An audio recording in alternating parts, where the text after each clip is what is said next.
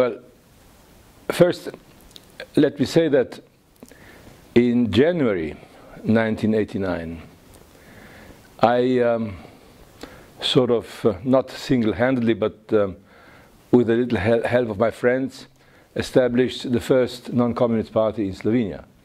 It was called the Slovenian Democratic Party. At that time, parties were still illegal in Yugoslavia, but Slovenia was, going its own way at the time. So that spring in 1989, we have already managed to put together some sort of, how shall I say, organization, but not very, very, very firm. Then I traveled to the United States. I had some academic obligations and came back in November, and of course saw most of the events on television. We then, on December 4, in Slovenia, we have established a coalition of non-communist or anti-communist organizations, parties, which was called Demos. Demos is a Greek word meaning people, but it also was an acronym meaning Democratic Opposition of Slovenia. Anyway, when I left Slovenia in spring '89, I was not aware that things would be moving so fast. So when I came back, I really enjoyed, the movement and the atmosphere. So we have composed this coalition, and then I had the feeling that we could win elections. Now, end of '89, beginning of 1990 was time of great events. Our communists understood that it would be difficult for them to continue, so they held a congress and changed their name from League of Communists to Party of Democratic Renewal, which is a trick that communists have been performing all over Eastern and Central Europe, even in Southeastern Europe. They have changed their name many times afterwards. But anyway, in April elections of 1990, Demos coalition, composed of us Democrats, then Christian Democrats, Social Democrats, Greens and Liberals, this coalition won elections, and we came to the government, which was quite a change. Now, Slovenia was in a particular situation. We had, at the same time, we had presidential elections and parliamentary elections. And in presidential elections, former president of the Communist Party won. So we had a communist president and a, let's say, democratic prime minister and democratic government. It's almost like the Polish situation, when Jaruzelski was president and I forget the name, Solidarność had the prime minister. Well, this composition, of course, was confronted with a very serious issue, meaning relations with Belgrade. As you know, at the time, Yugoslavia was on the edge of turmoil. I guess inflation in Yugoslavia at the time was 2,700%, which is a lot. I remember that I asked my mother to pay a bill for electricity, and it was a few millions of dinars at the time. Anyway, so it was economic hardship, and of course it was political turmoil, political crisis, and then we knew what we had to do. We had a program composed of two elements, two items.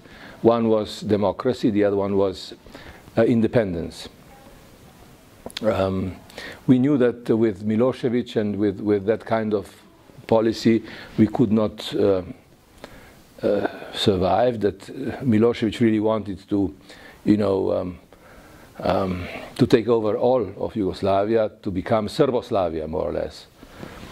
Now Slovenia objected to that, and so we were fighting on both fronts. One was front of democratization, the other one was front of independence. We had the plebiscite at the end of 1990, which was very successful. 98% of the people said yes, we want to be independent. And so, the government was asked to produce the legislation and all the measures that were necessary for an independent country. And that more or less succeeded. And on June 25, we proclaimed independence and were attacked at the same time by the Yugoslav army, which nominally was guided by the Yugoslav authorities, but actually it was taking instructions from Milosevic. It was on the verge of becoming Serbian army. Now we have been rather well organized and rather well prepared for that, and we rejected, or we won that war, so to say, in 10 days, of course, with the help of the European Union. I guess that the Brioni conference and later the Hague conference were the only successes of the European Union as far as Yugoslavia was concerned.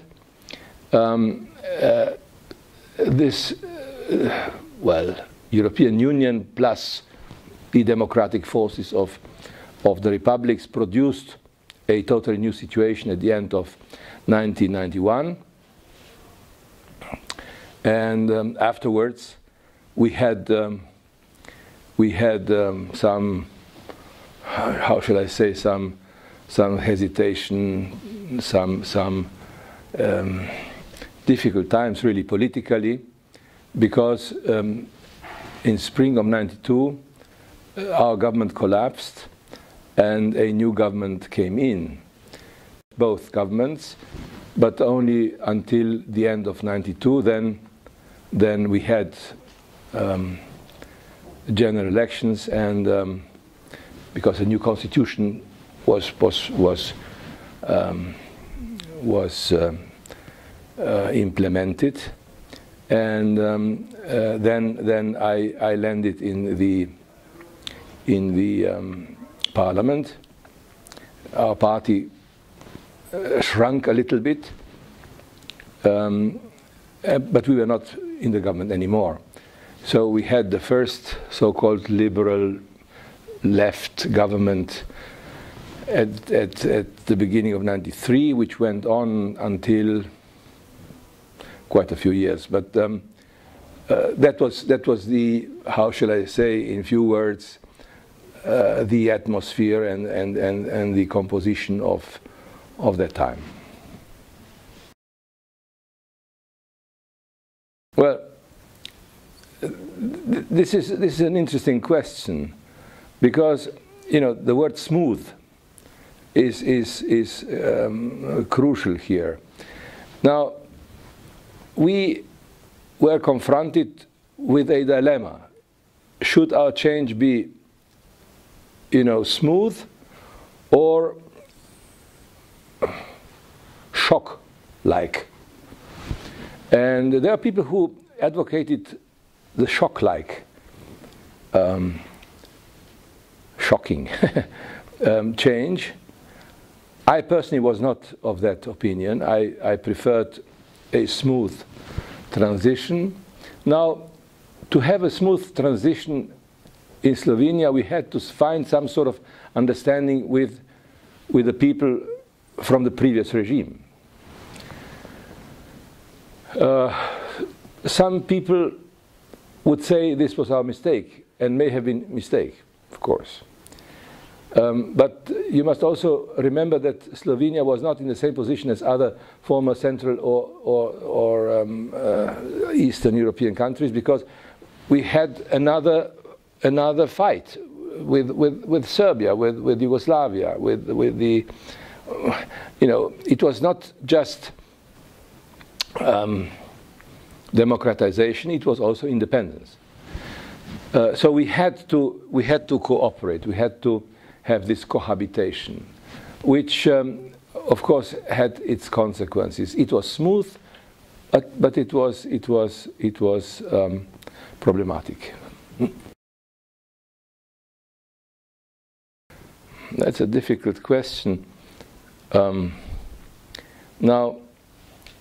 the transition means transition from, let's say, state-run communist economy to free, liberal, whatever economy, private enterprise, and so on. Now, you probably understand that in most of our countries, communists understood that, of course, they lost ideological attraction. They could not, you know, defend or advocate political positions like, I don't know, workers' paradise, you know, class struggle, and so on. So they moved from those positions to positions of, let's say, owners of means of production, meaning capitalists. So, you know, communists have really become capitalists and nationalists in many ways. So, you know, empowering the economic classes in many ways means empowering also, you know, the representatives of the previous regime. Now, civil society, of course, is very important, and I would always suggest to pay attention to whatever civil society produces. But in former communist countries, civil society was very weak, and also taken over by political parties, by some strong personalities. There are rare civil society organizations today in Slovenia that are really, you know, non-governmental, not associated with political organizations. I would prefer economic class, which would really be, you know, independent and really, you know, economic class which would accumulate its means, its wealth, whatever, by themselves, by hard work, by you know, good ideas and so on. There are quite a few companies today, even in Slovenia, but not, well, too few, not enough. Well, would say, fatally important. Now, the problem, of course, is that, again, referring to Slovenia, quite often the leading politicians were not interested in being remembered as somebody else in previous times. You know, one of the phrases heard quite often in Slovenia was, "Forget about the past, look to the future. The past is not interesting. The future is important. That is where everything, you know, is lying or is present." I think that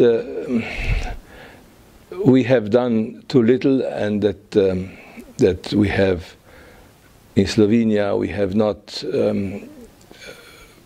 prepared the generations coming after us in schools, in the media, and so on. Media and schools are important in this respect, and well, of course, also research, historiography, academic life should be encouraged to have a major component of as you say, remembrance or this historical insight. Well, as you know, it is very difficult to give advice to others, and it's not very thankful to be, you know, to be wise and superior and so on. So I don't think one should give advice, or I should give advice, but I'm trying to describe the circumstances which are negative for democracy and you know, establishment of really democratic relations. First, I think that the legislation concerning elections is extremely important. Now we have had a hybrid legislation at the beginning. Then our first democratic government wanted to change that and to apply or to introduce majoritarian model, meaning, you know, similar to the British one and so on. And we had a referendum. And in the referendum, this model won majority. So the majoritarian system was successful, won the vote. But then government, I was no longer in the government, but then, you know, the government changed the constitution. And in such a way that the constitution said a majoritarian system is not allowed in Slovenia. So actually the government, with the help of the Constitutional Court, annulled the result of the referendum. And so we are still stuck with the proportional representation system. I think the proportional representation system produces a lot of parties, a lot of, I would say, a lot of democratic discussion, but it's very, very difficult for a country that wants to move forward fast. So such legislation is very important. Second, one should really try to educate, you know, the population via the education system, via the media and so on, which has not happened. Again, for the reasons that I have already mentioned, we are fighting on many fronts at the same time, so not everything could be achieved. And there are, of course, other elements, other angles or other aspects which should be taken into account. I would say that I think that it is very harmful for democracy that the system like ours allow for establishment of new parties whenever such a need arises. We have, in the last elections in Slovenia, a new party was established 1 month before the elections, and it didn't even have a name and no program, just one person. And so it's called the Party of Miro Cerar, the name of the person. And they got 30%, even more. People are, of course, struggling with all kinds of economic problems, and they, from the political establishment, at least the people who go to vote, expect solutions. They expect really, deliverance. They expect something important. Half of the population doesn't go to vote anymore. So the absenteeism is quite high. Dissatisfaction with politics and political parties is very high. So I think that one should really work on some